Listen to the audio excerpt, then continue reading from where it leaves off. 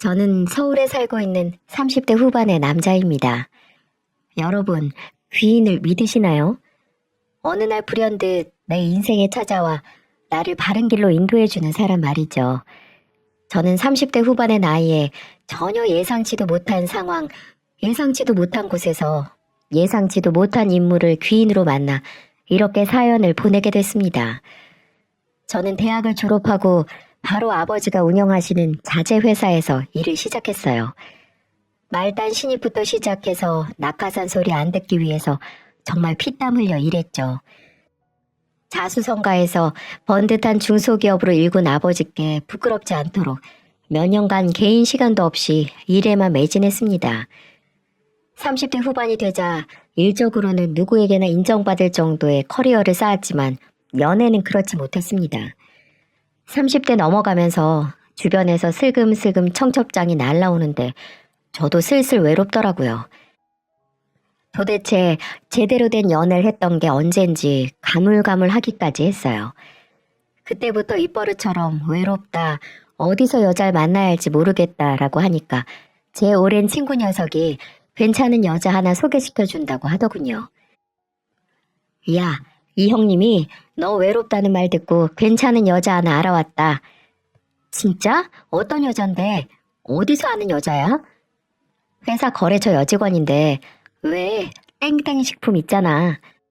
뭐 땡땡 식품? 거기 대기업이잖아. 능력 있는 여자네. 맞아. 명문대 출신에 바로 대기업 취업한 엘리트야.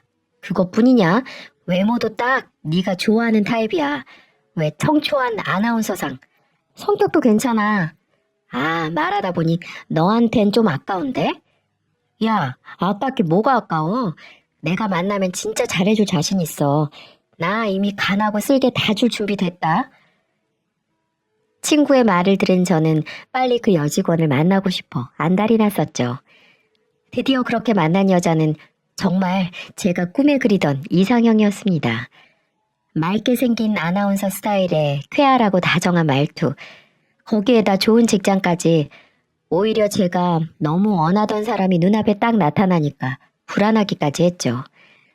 하지만 제가 만난 사람은 몇 번의 만남 동안 저에게 계속해서 믿음을 주는 사람이었습니다. 호진 씨, 이거 받으세요. 어? 이게 뭐예요? 이거 제가 만든 생강젤리예요. 저번부터 호진 씨 장기침도 자주 하고 목을 계속 가다듬는 게 목이 칼칼한가 해서 제가 만들어봤어요. 아, 수정 씨, 어떻게 하셨어요? 저 한절기만 되면 목 잠기는 것 때문에 회사에서 일하면서 물 계속 마시는데, 와, 진짜 감동이에요. 이제 일하면서 이거 하나씩 먹으면서 하세요. 다 먹으면 제가 또 만들어 드릴게요. 연애 초반부터 매번 제가 모르는 제 문제까지 세심하게 관찰해서 도움을 줬습니다. 한 번은 제가 정말 존경하는 교수님이 돌아가셨는데 장례식 기간 동안 빈소를 지키는 제 옆에서 소국 가져다주고 영양제 챙겨준 게 바로 제 예비 아내였습니다. 본인 회사 연차까지 써가며 크게 상심한 제 옆을 지켜줬죠. 사려 깊은 배려, 진정성 있는 말과 행동에 푹 빠져 연애 1년 만에 저희 사이엔 결혼 이야기가 오가기 시작했어요. 이런 여자와 평생을 함께하고 싶었죠. 본격적으로 결혼 이야기가 구체화되어 갈 때 양가 부모님을 만나 뵙기로 했습니다. 예비 아내는 경상도 작은 마을 출신으로 본가도 쭉 그곳에 있었어요. 예비 아내와 함께 주말에 날 잡고 내려갔습니다. 예비 장인 장모님이 좋아하신다는 장어와 산지 직송 더덕, 홍삼 세트 바리바리 싸서 기대에 부풀어 있었어요. 과연 이렇게 완벽한 여자가 나고 자란 곳은 어떤 곳일까 궁금했죠. 물론 예비 장인어른과 장모님도 교육 환경이 좋지 않은 산골 마을에서 딸을 훌륭하게 키웠을 만큼 멋진 분들이라고 예상했어요. 하지만 제 예비 처가에 도착한 전 좀 당황하고 말았어요.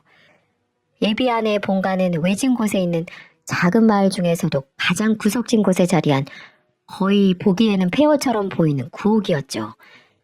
솔직히 집을 보고 놀란 건 사실입니다. 거의 방치되어 있다시피 다 쓰러져 가는데 이곳에서 몇십 년을 버틴 게 용하다고 느껴졌으니까요.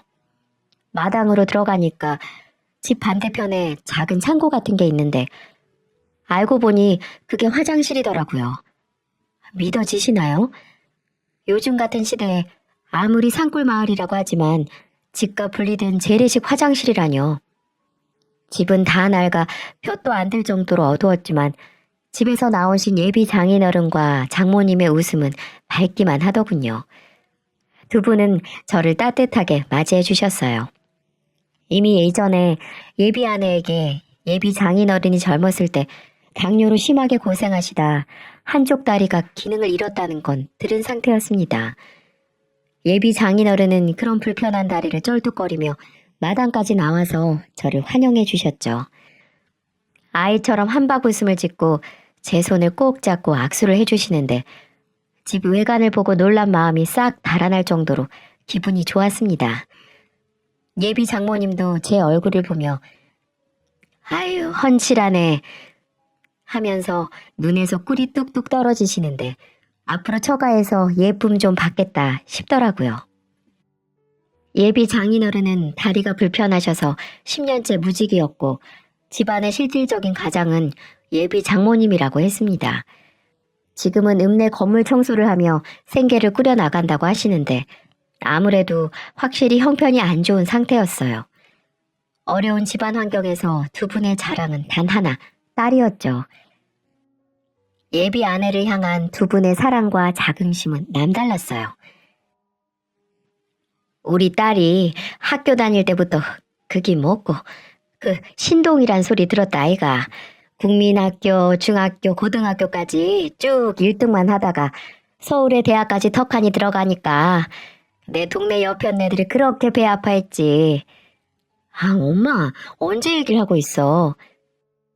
가시네 가만히 있어 봐라. 내가 야 그 흔한 읍내 학원 한 번 안 보냈는데 대학도 장학금 받고 들어간 거 아이가. 야가 공부만 잘한 게 아니라 내랑 바깥 양반이 우리 수정이 참 착하게 키운 거 우리 남서방도 알제? 그럼요. 수정이 너무 착하고 다정한 거 너무 잘 알죠. 그래 우리 수정이 서울에 직장 얻어다가 매달 우리한테 꼬박꼬박 월급 절반을 보내주는 그런 아다. 내랑 이 양반한테 과분한 딸이제. 암만 근데 우리 아가 얼라 때부터 그렇게 동네 할매들한테 잘했다. 할매들 평상에 모여있으면 자가 어깨도 주무르고 앞에서 재롱도 피웠다 아이가. 남서방 밖에 우리 집 뒷간 봤제? 저것도 우리 수정이가 이번에 어머니 아버지 볼일 볼 때 편하라고 변기도 바꿔주기로 했다. 정말요? 진짜 대단하네요. 엄마 딸 자랑 좀 그만해요. 나 얼굴 빨개져. 이 사람 밥 안 먹고 왔어. 배고프겠어요. 아이고 내 정신 좀 봐라. 남서방 괴기 좋아하나? 괴기. 내가 남서방 온다고 찜했는데. 아 전 뭐든 잘 먹습니다. 예비 아내는 집안의 자랑이자 대들보 개천에서 난 용이었습니다. 처음엔 어떻게 이렇게 열악한 환경에서 완벽한 예비 아내가 자랐을까 했어요.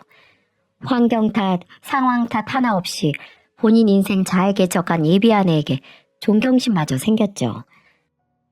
저보다 어린 사람이지만 보고 배울 게 많다고 생각했습니다. 또 예비 장인어른과 장모님을 뵙고 나니 이렇게 자식을 믿어주고 자랑스러워해주는 부모님이기 때문에 예비 아내가 잘 자랐구나 싶었어요.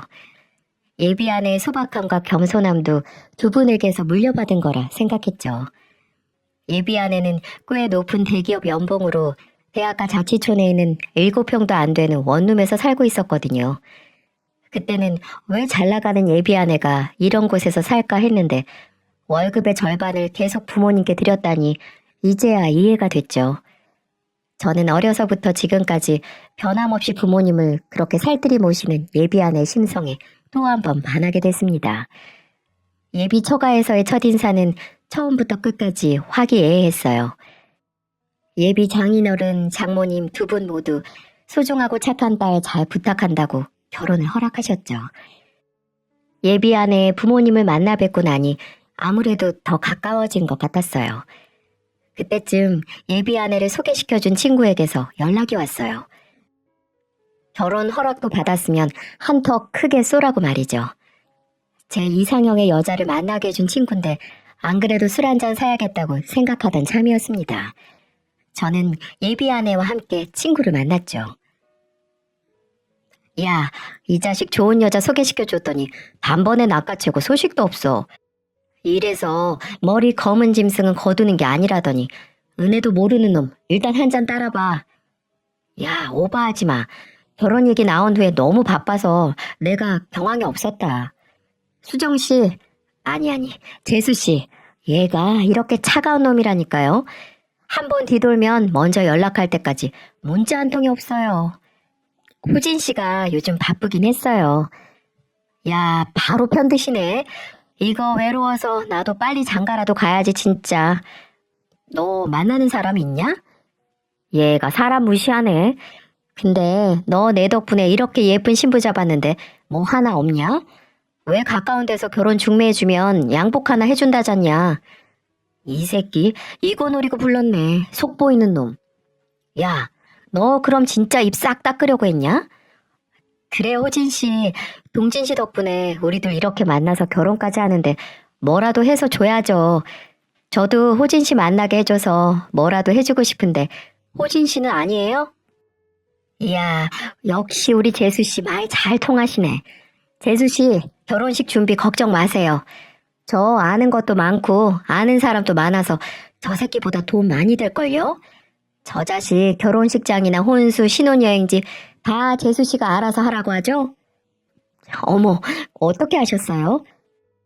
저 자식 예전부터 뭐 하나 고르거나 결정하는 거에 젬병이었어요. 으유, 한심한 놈. 그 정도까진 아니다. 그냥 우리 수정이 좋아하는 걸로 다 맞추고 싶으니까 그러지. 아니긴 뭐가 아냐 임마. 회사 거래처 직원 사이인 두 사람은 언제부터 친했다고 죽이 척척 맞더라고요.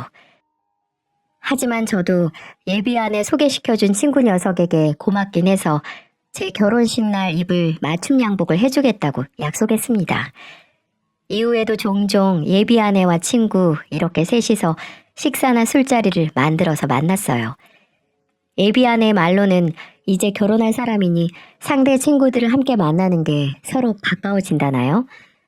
제 친구뿐만이 아니라 저도 아내의 친구들에게 몇 번 인사를 했습니다. 확실히 서로의 친구를 소개시켜주니까 뭔지 모를 유대감이 생기는 것 같았어요. 재수씨, 결혼 준비는 어떻게 돼가요? 아직 제자리예요, 동진씨. 호진씨 아버님을 아직 못 뵀어요. 어? 왜요? 야, 아버님을 왜 소개를 아직 안 해주고 있어? 아, 그게 아니고 우리 아버지가 근래 계속 바쁘셨어. 저번 달엔 출장도 잦으셨고 이제 자리 만들어야지. 뭐야, 혹시 아버지가 결혼 너무 급하게 한다고 뭐라 하시냐? 급하긴 뭐가 급해. 그런 거 아니야. 수정아, 혹시라도 이상한 생각하지 마.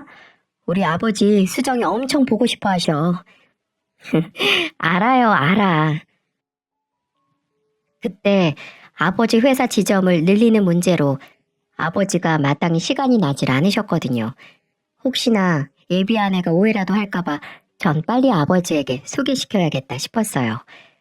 저는 부랴부랴 아버지께 말해 약속 날짜를 잡으려고 했죠. 하지만 이게 무슨 일인지 예비 아내가 저에게 임신 사실을 알렸습니다. 저희 둘 사이가 너무 좋았던 걸까요? 양가 부모님 다 만나 뵙기도 전에 혼전 임신이라니.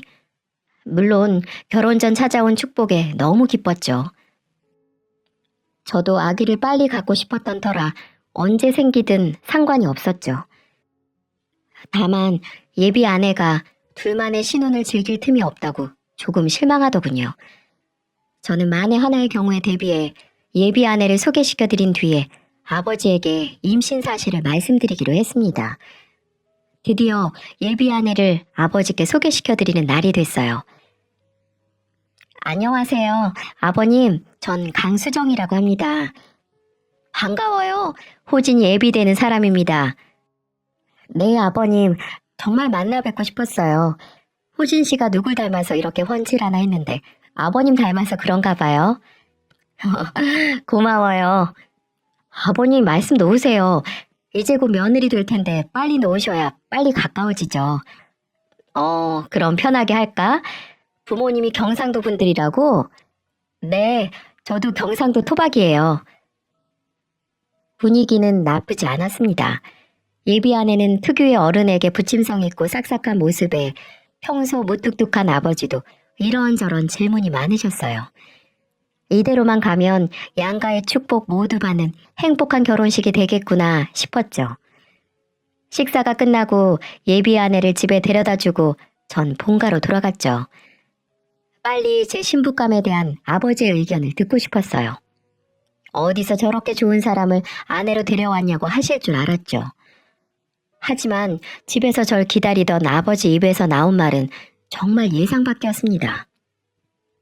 아버지, 어때요? 우리 수정이 정말 착하죠? 호진아, 너 네 애비가 어떻게 회사 키웠는 줄 알지? 네? 갑자기 무슨 소리세요? 사업을 제대로 굴리려면 같이 일하는 사람을 옆에 잘 둬야 해. 10년을 잘해도 중요한 순간에 뒤통수 치는 게 사람이고 안 당하려면 누가 내 옆에 있을 사람인지 잘 가려내야 하는 거야.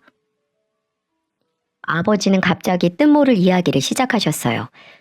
저는 영문을 모르고 듣고만 있었죠. 내가 이 바닥에 사업 40년 굴려보니까 웬만한 사람만 봐도 딱 이 애비는 눈에 사이즈가 나온다. 누가 도움이 되는 사람인지, 누가 내 등에 칼 꽂을 사람인지. 아버지 말씀은 수정이가 제 등에 칼을 꽂을 사람이라는 거예요? 아직 그건 모르지만 그와 같이 썩 네 말만큼 믿을만하고 속이 착한 사람 같지가 않다 이거야. 아버지 오늘 처음 만나보신 거잖아요. 전 수정이랑 1년 넘게 연애했는데 아버지는 아버지 아들이 사람 하나 제대로 못 보는 뜨내기 같으세요? 지금 당장 헤어지거나 결혼을 그만두라는 게 아니라 이놈아. 좀 더 지켜보다 해도 안 늦다는 거야. 눈빛이 영 뭔가 꺼림직하단 말이야. 말투나 사람 보는 거 하며 딱 남자 잡아먹을 눈인데 저 눈웃음이 사람 홀려서 알맹이 홀랑 가져갈 웃음이라고 저게. 아버지 수정이에 대해 그렇게 함부로 말하지 마세요. 저 정말 수정이 사랑하고 저랑 결혼할 여자라고요. 내가 헤어지라고 했어? 뭐가 급해서 당장 결혼을 한대. 이 결혼 못 물려요. 이번에 안 하면 늦는다고요. 뭐가 그렇게 급한데? 수정이 임신했어요. 아이는 당연히 제 아이고요. 뭐? 결혼을 늦추라고 하는 아버지에게 전 예비 아내의 임신 사실을 알렸습니다. 예비 아내가 임신을 했으니 결혼을 허락 안 하시진 않을 거라고 생각했어요. 아버지는 한숨을 푹 내쉬더니 말씀하셨습니다. 그래, 네 뜻대로 해라. 애가 들어섰으니 남자가 결혼을 물을 수도 없고 너도 대가리 컸으니 생각이 다 있겠지. 아버지도 찜찜해하시고 저도 아버지의 허락이 찜찜하긴 하더라고요. 하지만 그나마 허락은 하셔서 다행이라고 스스로를 위로했죠. 아버지는 일찍 어머니를 먼저 보내시고 혼자 저를 키우셨거든요. 아무래도 하나뿐인 아들의 하나뿐인 가족이니 좀 예민해지시고 걱정이 많으실 거라 생각했죠. 양가의 결혼 허락을 모두 받았으니 저와 예비 아내는 결혼식 준비를 착착 해나갔습니다. 처음엔 결혼을 탐탁지 않아 하셨지만 아버지는 그래도 좋은 집에서 마음 편히 시작하라고 15억 상당의 신축 아파트 매매를 해주셨어요. 예비 아내는 너무 가분하다고 앞으로 저에게나 제 아버지에게나 잘하겠다고 하더라고요. 그렇지만 아버지도 하나뿐인 아들을 믿고 예비 아내에게 정을 주려고 노력하시는 건지 사정이 여의치 않은 예비 아내를 위해 원하는 예당과 혼수 목록을 정해오면 본인이 책임지겠다고 하셨습니다. 이 소식을 들은 예비 아내의 부모님께서 정말 좋아하셨어요. 결혼 전 미리미리 짐을 신혼집으로 옮기기 시작했습니다. 아버지께서 마련해준 혼수 덕분에 짐이 많진 않았지만 전 그래도 넉넉히 일주일 잡고 옮기기로 했죠.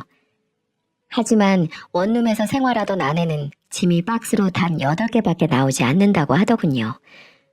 굳이 이삿짐 센터에서 연락할 필요도 없이 용달차 하나로 간단히 해결될 것 같았어요. 시간도 얼마 안 걸릴 테니 아내의 짐은 결혼식 바로 전날 옮겨도 문제가 없겠다 싶었죠. 용달차를 어디에서 불러야 할지 고민하는 예비 아내에게 제가 해결한다고 했습니다. 예비 아내가 사는 동네에서 가까운 센터를 찾다가 문득 개인 이삿짐 센터를 시작했다가 접은 대학 선배가 생각나더라고요. 사업 자금이 부족해서 사업을 접게 됐는데 아직 사업이 다 정리가 안 된 상태라서 미리 준비한 용달차 팔지도 못했다고 한 게 떠올랐거든요. 전 그 선배에게 바로 전화를 했습니다. 안 그래도 놀고 있어 시간 많다고 선배는 흔쾌히 도와주겠다고 했죠. 야, 그럼 주소 문자로 찍어 보내라. 내가 시간 맞춰서 갈게. 네, 선배 정말 고마워요. 거기 주변에 마땅한 업체가 없어서 걱정했는데. 야, 고마우면 이걸로 축의금 퉁치자.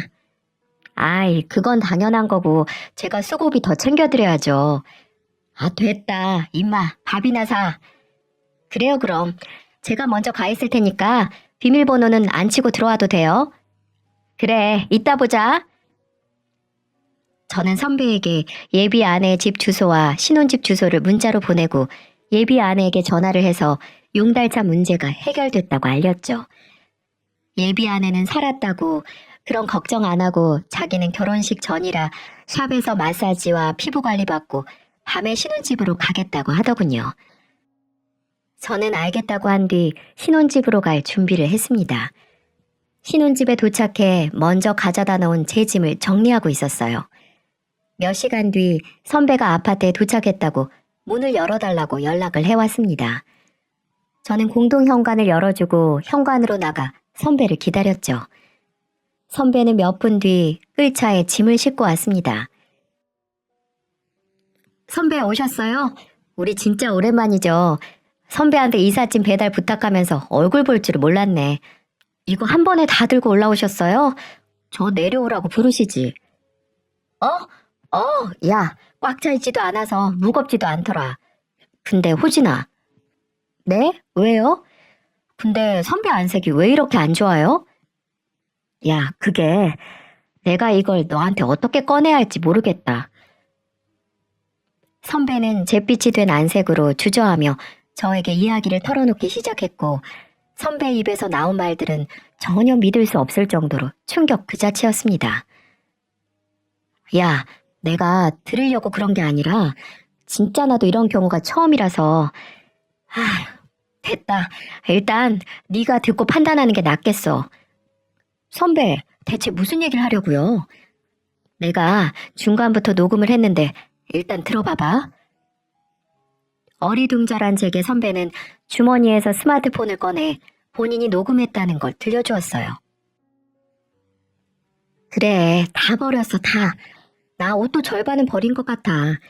야, 이제 마음껏 진짜 잘 살 수 있는 집안에 시집 가는데 뭐하러 그동안 샀던 짝퉁을 들고 가니? 죄다 처분하니까 내 속이 다 시원하다, 얘. 짐이 팍 줄어서 편하겠어. 이제 옷장에 전부 백화점에서 산 진짜 배기들로 꽉꽉 채워야지. 어? 아니야, 야. 내가 사달라는 거 다 사줘, 진짜. 이번에 제대로 잡았어. 나한테 껌뻑 죽는다니까. 그래, 야, 말도 마. 이번에 들어가는 신혼집이 15억짜리다, 15억. 신축 건물이라서 이제 몇 년 사이에 20억, 30억으로 확 오를지 누가 알아. 그거 이제 이혼하면 절반은 다 내 거야, 내 거. 아, 진짜 호구 제대로 잡았다니까. 야, 그래도 3년은 살아야 하지 않겠니? 그동안 죽은 듯이 조용히 있어야지. 어머, 얘 말하는 것 좀 봐. 그러게 누가 멍청하게 사람 보는 눈도 없으래? 다 자업자득이야. 그 사람이 용달 불렀으니까 뭐 조금 있으면 오겠지. 거봐, 다 해준다니까.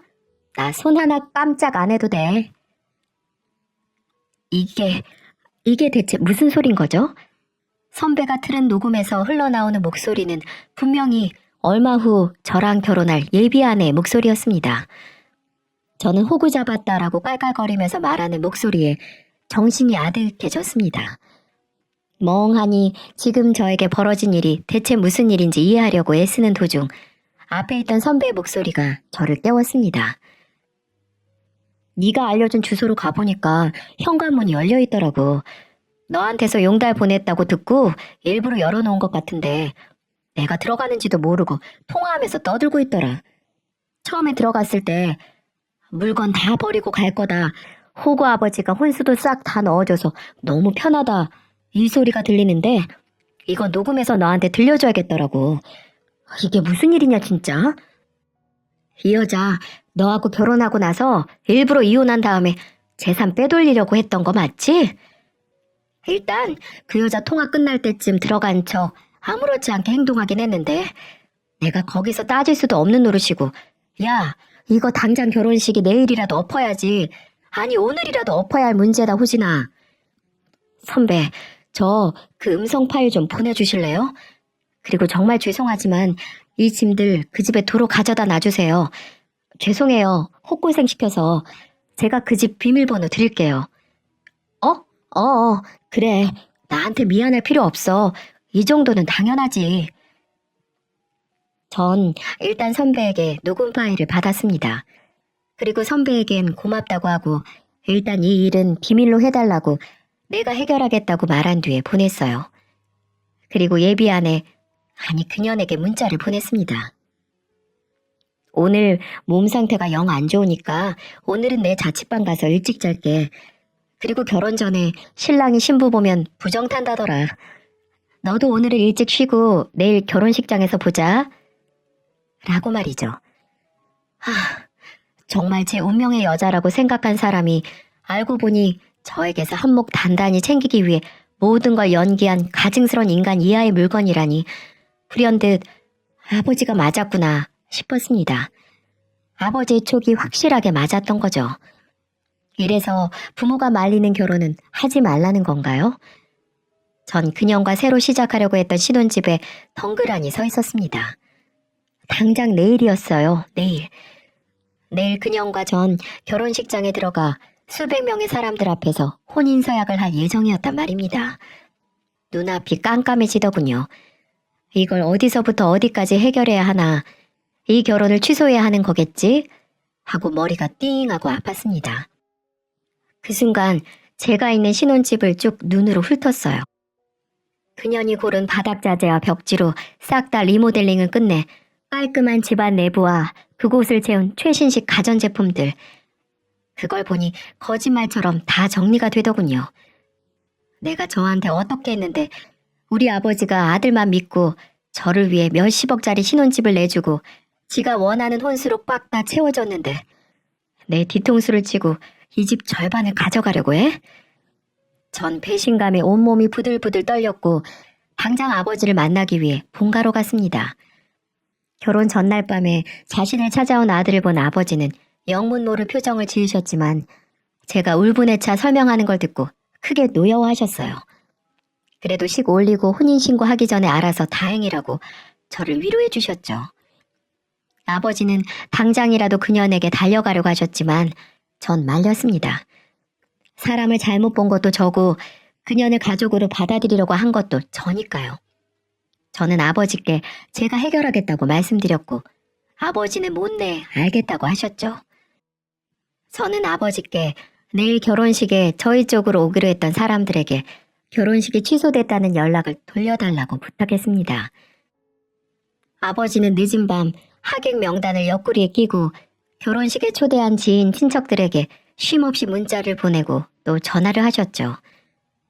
아버지에게 정말 면목이 없었지만 아버지는 아들 잡아먹을 뻔한 불엿이 떨어뜨릴 수 있다면 뭐든 다 하겠다고 하셨어요. 저는 결혼 없는 결혼식 전날 뜬 눈으로 밤을 지샜습니다. 나와 나를 믿어준 아버지를 모욕한 그년에게 제대로 복수를 하기 위해서요. 그때 선배에게서 전화가 한 통 오더라고요. 네, 선배. 짐 도로 잘 가져다 놨다고 말하려고. 그리고 너무 낙심하지 말고 일 잘 해결해라, 임마. 근데 너 혹시 아직 동진이랑 연락하냐? 동진이요? 네, 그런데요. 너 그럼 그 여자가 동진이 전 여친인 것도 알고 있었어? 네? 아니, 전 여친인지 아직도 사귀는 건지도 모르겠다. 내가 어제 그 여자 얼굴 보고 어디서 본 것 같긴 했거든. 지금 생각해보니까 몇 년 전에 동진이가 나한테 여친이라고 사진 보여줬던 게 생각나는 거야. 근데 내가 너랑 동진이가 대학 때부터 친한 친구인 걸 아는데 네가 동진이 전 여친이랑 결혼까지 한다고 하진 않을 거 아니야. 너 동진이 만나서 제대로 한번 물어봐. 그때 듣기론 그 여자 대기업 다니는 것도 아니야. 네일아트 가게 차린다고 했던 것 같은데. 미치겠네. 그러고 보니 제가 왜 진작 그 생각을 못했을까요?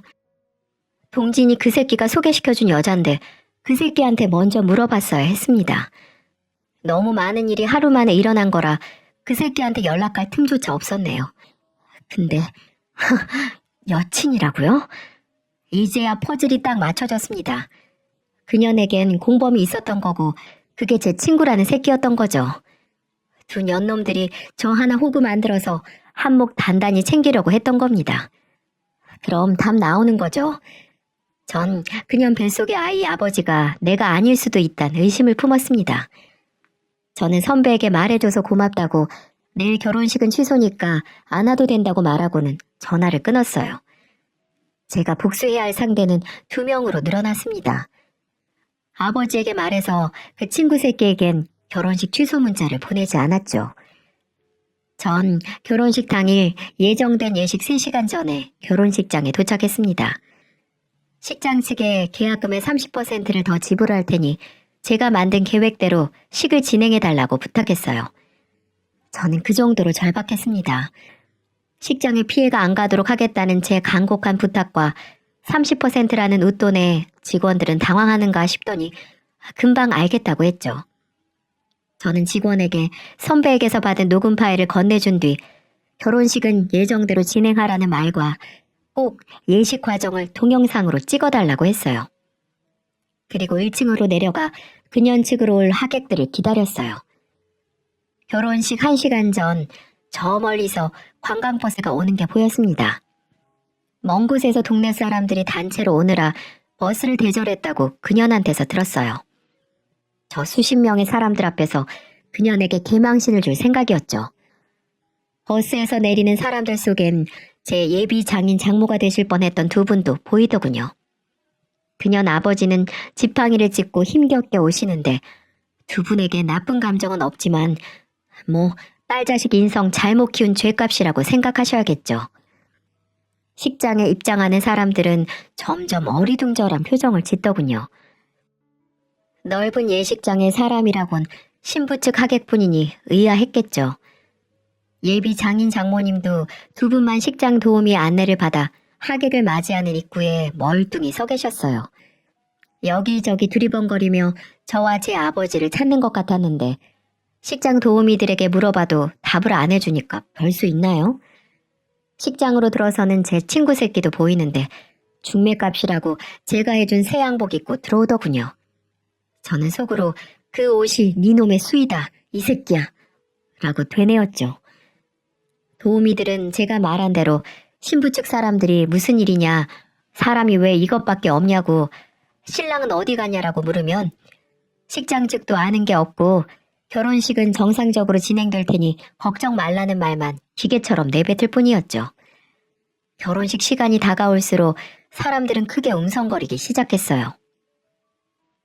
아니 뭐야? 사람이 왜 이것뿐이야? 남편 아버지가 사업한다고 하객이 어마어마할 거라고 하더니만.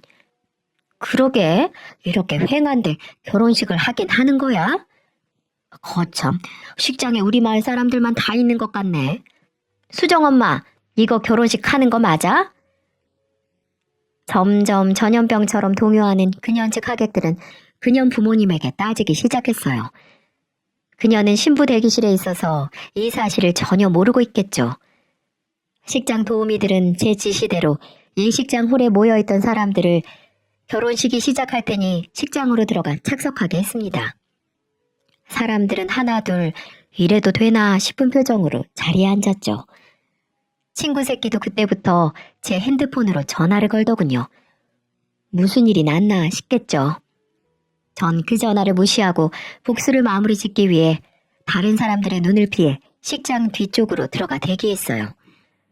식장은 고작 3분의 1도 차지 않았습니다. 사람들은 빈자리를 불안한 눈으로 훑으며 서로 속닥거렸어요. 결혼식 자리에 주례도 사회자도 신랑도 신랑 측 부모님도 없이 예정대로 결혼식은 시작했어요. 거의 빈 식장에 신부 입장을 올리는 음악이 켜졌고 그년이 등장했습니다. 눈을 내리깔고 세상 가증스럽게 등장한 그녀는 신부 입장을 하며 걸어오다 어쩐지 하객이 모자란 식장을 흘끗 보고 멈춰섰어요. 그때 그래, 다 버렸어 다. 나 옷도 절반은 버린 것 같아. 야, 이제 마음껏 진짜 잘 살 수 있는 집안에 시집 가는데 뭐하러 그동안 샀던 짝퉁을 들고 가니? 예식장에 그년이 통화했던 내용이 음악 대신에 울려 퍼졌습니다. 식장은 한순간에 아수라장이 되어버렸죠. 아니 이게 뭐야? 이거 수정이 목소리 아니야? 뭐 호구? 수정이 남편이 호구라는 얘기야? 이게 다 무슨 난리야? 예, 수정아, 이게 어떻게 된 거야? 이혼할 거라고? 어머, 쟤는 결혼 전에 벌써 이혼할 목적인 거야? 수정 아빠, 결혼식 취소면 내가 낸 축의금도 도로 내놔요. 이게 무슨 경우야, 이게? 하객들은 저마다 하나둘 언성을 높였고 몇 명은 그년과 그년 부모를 향해 질문 세례를 퍼부었습니다. 그녀는 지가 입은 웨딩드레스보다 더 얼굴이 하얗게 질려갔어요. 식장을 가득 메운 본인의 인간 이하의 계획을 들으면서 본인이 들고 있던 부케도 떨어뜨리며 부들부들 떨더라고요. 그년 부모님도 하늘이 무너지는 걸 보는 얼굴이었습니다. 딸년의 그런 계획을 아무것도 모르고 계셨던 거죠. 친구 새끼도 두리번거리면서 어디로 튀려고 하는 것 같았는데 제가 그냥 보낼 것 같나요? 그년의 음성 파일이 끝나자 어두웠던 조명도 환해졌습니다. 그리고 술렁거리는 예식장으로 모든 걸 정리하기 위해 제가 나갔어요. 호진 씨. 유령 신부 마냥 허옇게 질린 그녀는 절 보고 절박하게 소리쳤어요.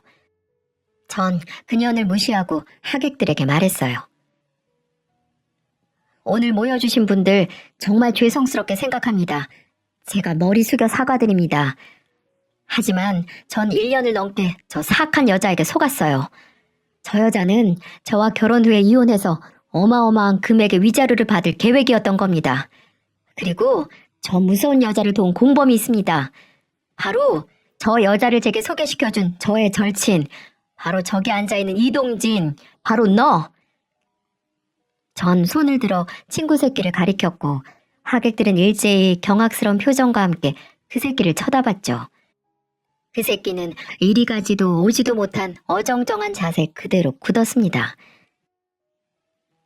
저 자식은 본인이 사귀고 있던 여자를 저에게 소개시켜주고 나중에 받을 위자료를 나눠 가질 계획이었겠죠. 너네 둘, 뚫린 입이 있으면 어디 말해봐. 내 말이 틀려?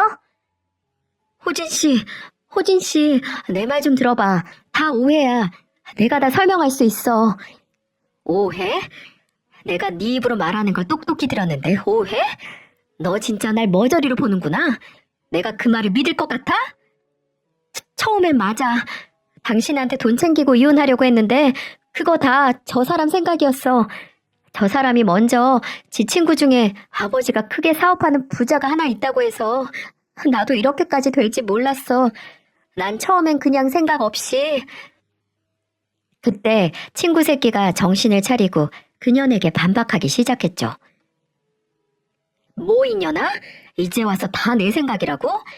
호진이 얘기 듣고 돈 뜯어내자고 한 게 누군데 이게 어딜 떠넘기고 있어?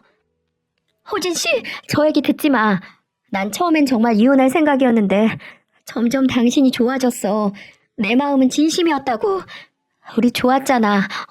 호진씨. 와씨, 이 더러운 년아. 너 나랑 3년이나 사귀었잖아. 이제 와서 호진이 자식한테 진심이라고? 지들끼리 저렇게 박 터지게 싸우는데 참나 볼만하더군요. 하객들은 이게 다 뭐냐 하는 얼굴로 흥미진진하게 보고 있고 그년 부모님들은 당장 뒤로 넘어가도 이상하지 않은 안색이었죠. 둘 다 입 다물어.